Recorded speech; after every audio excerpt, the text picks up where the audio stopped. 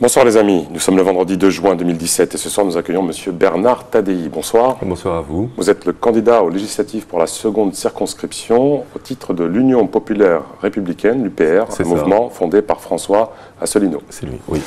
Petite question technique, pour qu'une loi s'impose à tous, quelles sont les deux modalités auxquelles elle doit répondre? Donc elle est votée à l'Assemblée, qu'est-ce qui se passe après pour qu'elle s'impose? Eh bien, il y a une navette avec le Sénat et ça doit être contrôlé. Ensuite, il faut qu'elle passe le barrage du Conseil constitutionnel, qu'elle vérifie. Il faut qu'elle soit promulguée, publiée au JO. Qu'est-ce que c'est qu'un arrêté? Un arrêté, c'est une décision gouvernementale, je crois. Administrative, à portée générale ou individuelle. J'ai le droit de faire appel à un ami quand je ne sais pas. Qu'établissent les rédacteurs des débats à l'Assemblée nationale? Les comptes rendus des actes et la publication au journal officiel.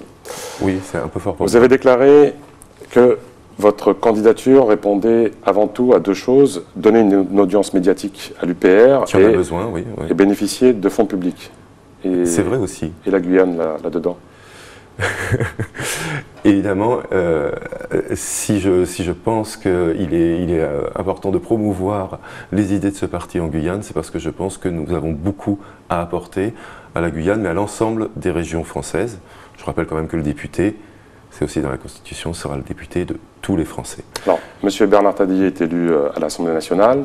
Son positionnement par rapport aux besoins de la Guyane? Par rapport aux besoins de la Guyane, c'est délicat de parler de positionnement. Alors, concrètement, vous avez déclaré à un moment, pour la sécurité, il faudrait des dispositifs spécifiques à la Guyane. Quels sont-ils, ces dispositifs? Alors, spécifiques à la Guyane, c'est vous qui avez déclaré ça. Bon, je veux bien dans un quotidien. Ah, ça a été repris comme ça, d'accord. La première chose, c'est de développer les effectifs en termes de sécurité. La seconde chose, je trouve que, mais là, c'est pas spécifique à la Guyane, il faudrait que la Guyane dispose des mêmes matériels. Par exemple, toutes les brigades de la BAC sont équipées de caméras. Je ne comprends pas pourquoi ce n'est pas le cas en Guyane. Vous voulez un rééquilibrage, en fait, en termes de moyens. Un rééquilibrage, voilà, ça c'est la première chose.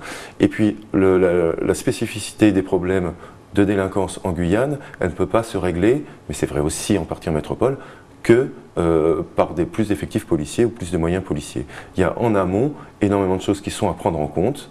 Je pense à l'éducation, je pense à l'absence de travail, je pense peut-être aussi à la politique démographique dans ces deux composantes, qu'elle soit migratoire, mais aussi la politique d'allocation familiale. Alors la politique migratoire, expliquez-nous. Qu'est-ce que vous préconisez? L'abrogation du droit du sol, par exemple? C'est quoi votre projet?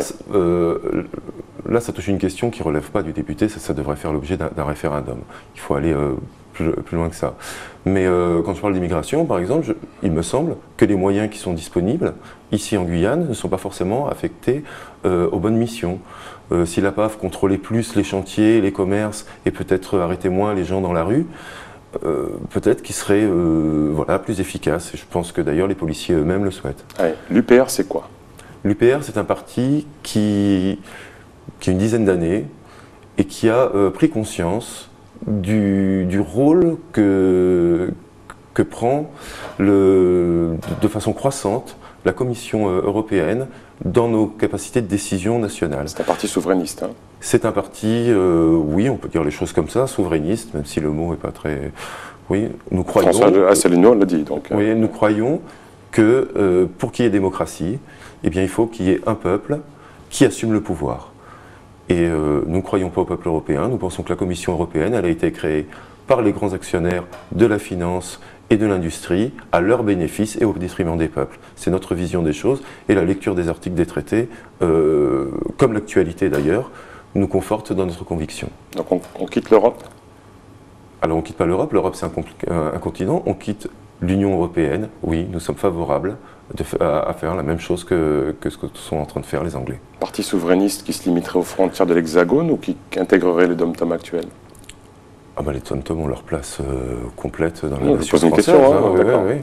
Et puis ça ne veut pas dire qu'on quitte l'Europe, encore une fois, on n'a absolument rien contre les autres pays européens, on peut avoir des traités bilatéraux avec eux ou multilatéraux comme on en a toujours eu, mais notre vision de la France et de son universalisme, c'est de s'ouvrir vers la francophonie pour des raisons historiques et démographiques, et puis vers les BRICS aussi, parce qu'on a une complémentarité économique qui fait que des relations avec ces États qui sont puissants mais nouveaux parmi les grandes puissances nous permet de trouver des accords gagnant-gagnant de façon plus efficace qu'avec des pays qui nous ressemblent. Donc vous quittez... Et puis, si je peux me permettre une dernière chose, sur le principe même de la construction d'un bloc occidental, d'une espèce d'entre-blanc que nous percevons comme une forme d'apartheid mondial, on ne se reconnaît pas. On ne se reconnaît pas là-dedans. D'accord. L'Union européenne, enfin, que dites-vous à ceux qui disent que les fonds européens permettent de financer l'économie guyanaise ? Que l'Europe a une propension à s'attribuer les mérites des autres qui est absolument formidable. L'Europe ne nous donne rien, elle nous rend l'argent qu'on lui a donné. Elle nous rend l'argent après s'être copieusement servi pour aller financer en Europe de l'Est les infrastructures qui sont destinées à accueillir nos propres entreprises. Donc en fait, nos impôts financent nos délocalisations et donc notre chômage. La Montagne d'Or, vous êtes favorable ou pas, en tant que candidat à seconde circonscription? Non. De façon directe, non. Il me semble que pour l'instant, les garanties écologiques ne sont pas du tout en place. Et puis, tel que le projet semble se configurer, je ne crois pas que les Guyanais seront bénéficiaires. La Guyane récupérera des miettes. Alors, est-ce que vous êtes favorable à l'exploitation quand même des ressources endogènes? Oui, mais pas à n'importe quel prix. L'argent, c'est important. Mais la vie des citoyens, leur santé, ça l'est plus encore. En tous les cas, c'est mon point de vue. Alors, vous êtes un professionnel de l'éducation, vous enseignez en SECPA, qui plus est, avec un public particulier qui nécessite plus d'aide, plus d'accompagnement. Oui, pour des raisons. Vos propositions sur ce champ-là? Alors, le problème de l'éducation en Guyane est énorme. Je ne suis pas sûr que le format de notre émission... Quelques pistes quand même. En tant que député, vous porteriez quoi? Déjà, une restructuration des infrastructures scolaires, qu'elles soient plus proches des habitants. J'ai beaucoup d'élèves qui se lèvent à 5 h du matin, et bien en milieu de matinée, ils commencent à être trop fatigués. Voilà, ça c'est un premier élément, la construction d'internats.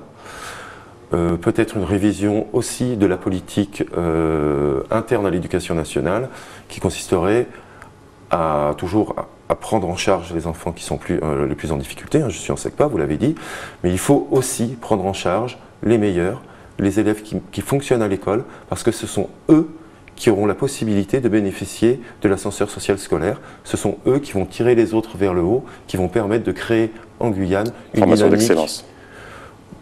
D'excellence et même au-delà. Dernière question, M. Tadei. Êtes-vous le meilleur des candidats de la seconde circonscription? Je ne connais pas suffisamment les autres pour me prononcer, mais je sais que mon parti est de loin le seul qui dit la vérité. Merci beaucoup d'avoir participé à cette émission. Les amis, les programmes continuent sur ATV Guyane. À bientôt.